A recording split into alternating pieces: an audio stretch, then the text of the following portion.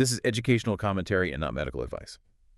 Okay, so let's get into this. We got a request for a deep dive that looks at a very appealing but also highly suspicious little corner of e-commerce. We're talking about these specific websites selling dry fruit sites like Nutflux.store, Nutflux.online. All right. And they're advertising these. I mean, just massive discounts. You see cashews for half the normal market price, free delivery. It's all aimed at you, the health-conscious person just looking for a good deal. So our mission today is to break down their whole operation and see if any of their claims, actually hold up. And what's fascinating is how fast we hit some technical turbulence. I mean, right away. Yeah. We started with just the basic stuff, trying to connect to the sites.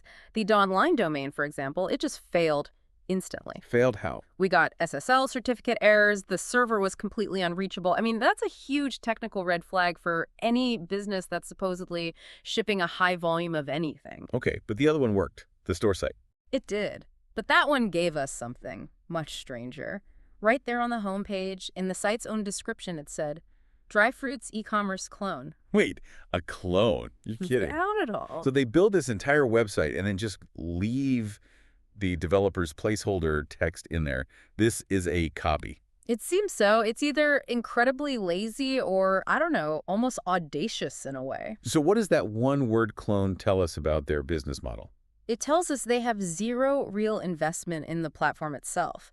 Why build something unique when you can just spin up an identical template in, a few minutes? A legitimate company spends a fortune on their user interface, their back end.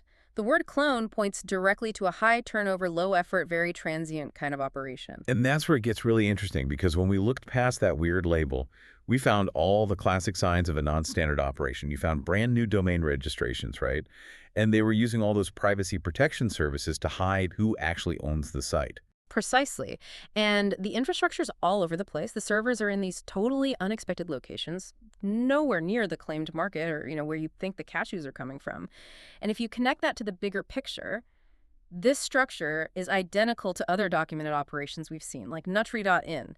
It confirms this is just a pre-made template designed for speed and anonymity.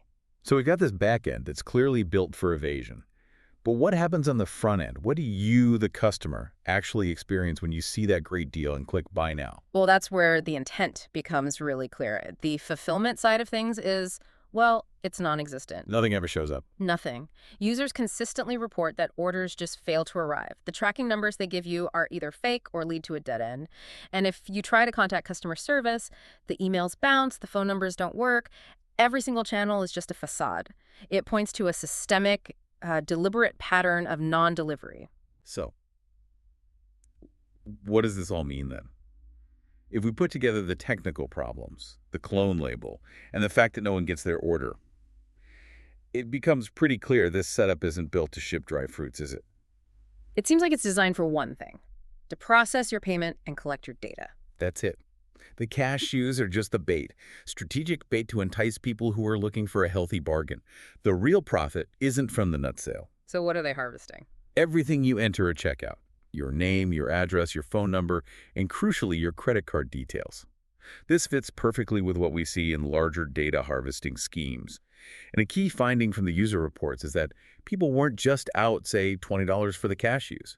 Many of them reported unauthorized, much larger charges appearing on their cards weeks, sometimes months, after that first purchase. So that was the real goal all along. That was the goal. That's the core risk then. Any operation showing these signs, inaccessible sites, calling itself a clone, hidden ownership, zero fulfillment, it's something to be extremely cautious about. Absolutely. Consumers really should prioritize established retailers, places with verified track records for both reliable transactions and, actual data security.